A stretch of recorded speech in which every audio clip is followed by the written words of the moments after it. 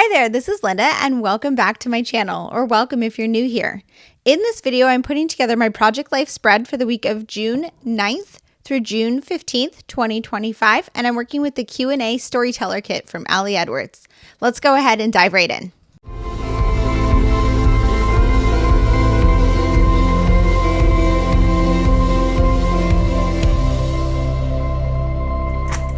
Okay, so this was the week after Week in the Life. And not a ton was going on. I did a lot of crafting. Let's see, during this week, my boyfriend was out of town for work.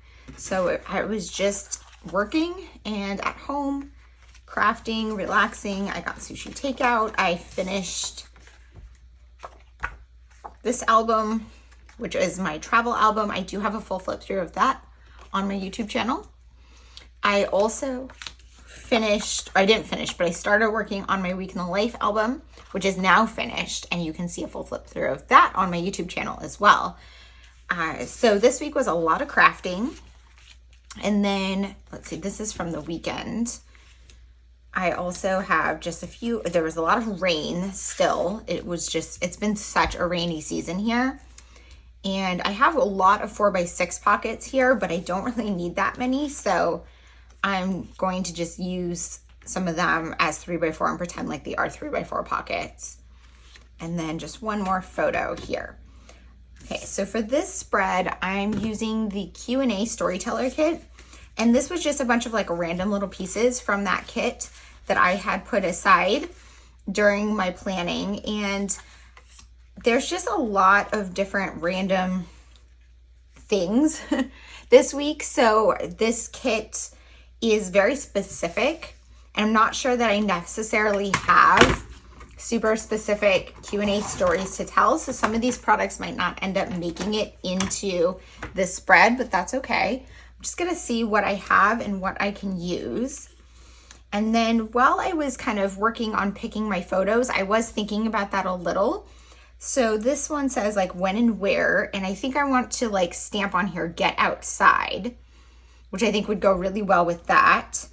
And then just why is perfect for like, why is it still raining? And then the question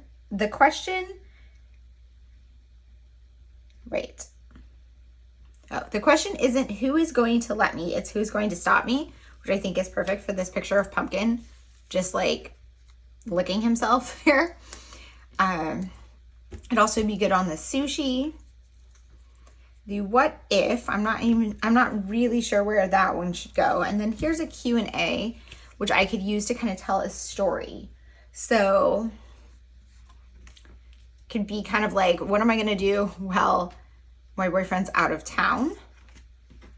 Let's see, what else do I have here? I've got 2 more filler cards. I've got this asking for a friend. And then here's just a random chipboard card, which I can use for some additional journaling. So this will probably be my bullet point list because it's not directed journaling. And then this one is just a random filler card. This what if, I guess I could put it like on here. Not sure. I'll think about that one and how I want to kind of fit that in contextually. And then this asking for a friend. I will think about different stories I have from the week and kind of figure out how I can kind of spin this one to work with my stories that I want to tell. It might be about like remove some dead rose bushes. So it could be, do I need to plant something else in that empty spot? That's probably a good one. This what if, I'm not entirely sure what to do with that one. I don't know. I'll think about it. But essentially, this is a good kind of starting place. What I'm going to do is work on my journaling pieces. I'm going to work on my stamping, and I might do some stamping elsewhere too, just to kind of mirror this one.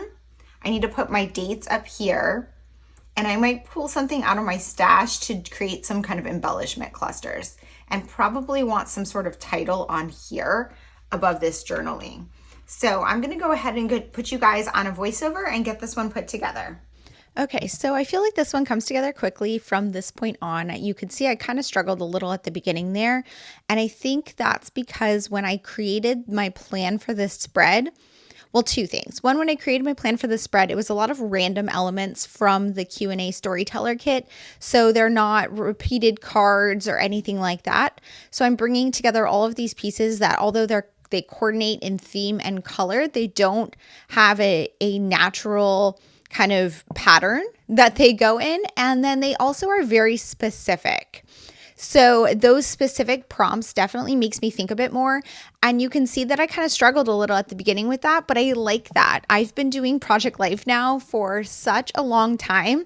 I like having these different perspectives to kind of push me to think outside the box from what I would normally do, because my life is very repetitive and it would get very boring if I was just like, here, look at me outside, look at my flowers, look at my yard, look at my food.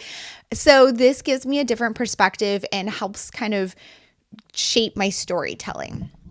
So as far as what I'm doing, I wanted to stamp get outside on this photo of me. There's that when and where chipboard piece, which was kind of the jumping off point for my decor on this card or this photo. And that's kind of what I'm talking about, where the kit forced me to kind of think outside of what I normally would have done in terms of embellishing. For my title card, I pulled a label sticker from my stash. I believe it's from Cocoa Daisy because it's a sticker. And I stamped it July 9th through 15th, which hadn't even happened yet. It still hasn't happened yet, depending on when you're watching this. And I did not notice until I was doing this voiceover. So I'm going to have to go back with a pen and maybe switch that L to an N. But if not, I'll be able to know that it's June based on where it's located in my album. For this Q&A card, I decided to use this as a jumping off point to tell the story about how this week I was home alone for most of the week. My boyfriend was out of town for work. And so I kind of took that opportunity to spend a lot of extra time crafting and relaxing. I made myself a big pot of soup on Monday. It's one of my favorite soups that my boyfriend doesn't like.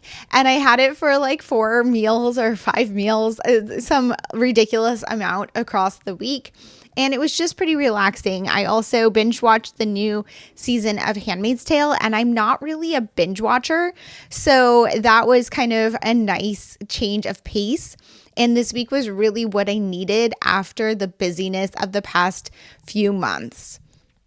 So I really liked having this Q&A to kind of be the jumping off point for telling this story. I definitely would not have told it like this if I didn't have that theme. I decided to use the mini alpha stamps that I have in my stash. These were picked up from a local shop, but I'm sure you could find something similar on Amazon or from your local craft store. They're just a very small rubber stamp. And I just love those for alphas because you can stamp out smaller phrases and it works really well inside Project Life. Back to what I was doing earlier, that Get Outside stamp set, I believe it's also from the Kelly Perky shop. So again, that's an older stamp set that's not available anymore. That shop has gone out of business, but there are a lot of stamps, alpha stamps out there. I do like to have a variety of sizes in my stash. I am obsessed with the new Alphas Are Awesome series from Ali Edwards. I have pretty much all of them.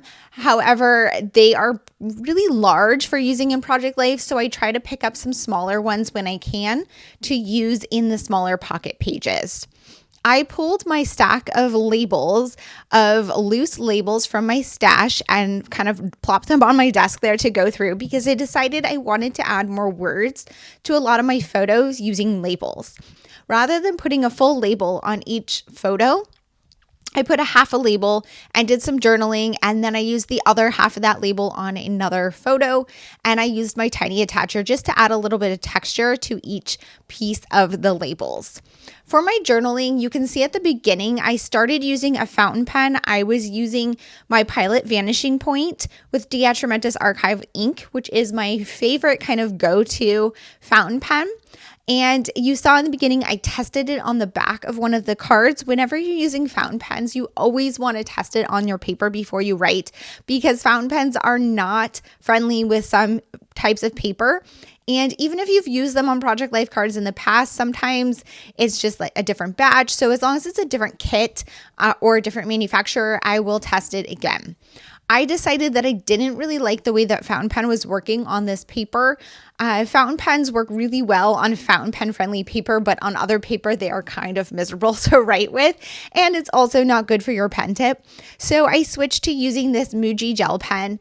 This is a 0.5 Muji pen, and these are available on Amazon. I will link them in the description box below.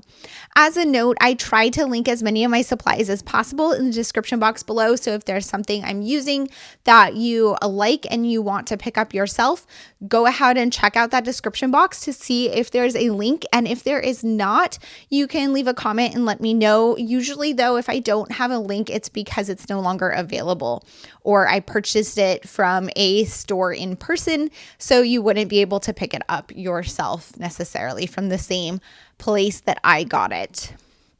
On this 4x6 photo here, I'm adding more of the story about working on my week in the life album. As I said in the introduction to this spread, I did a lot of crafting this week. I did kind of mess up a little bit though, because I put that I finished my Dubai and Doha travel album on that top left photo of the picture of my album. And the reality is I finished it on Sunday, the week before. And the reason that photo was in this week was because this week I was filming my flip through and taking photos of it to post on Instagram. So I feel like I'm okay with that being in the wrong spot. One, because I didn't make note of it in the prior week on here because that was a week in the life and there were so many other things going on.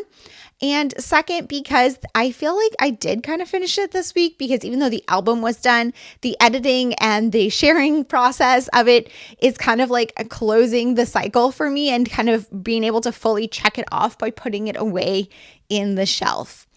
Back to what I'm doing, I rearranged quite a few of the cards. Sometimes when I start embellishing and journaling, the cards start to look a little different, so I want to balance them differently on the spread. And I decided that I wanted the this week journaling, which I haven't labeled it yet, so you don't know what I'm talking about, but that grid card, the blank grid card that I'm going to journal on, I decided I wanted it on the other side from the photo of me outside because I'm going to use that large alpha stamp on there again. And so I wanted those two cards to not be near each other so that it was cohesive across the spread rather than that stamp set being on two cards that touched and nowhere else. I decided to slip everything in the pockets on this left-hand side just to kind of push it out of my way.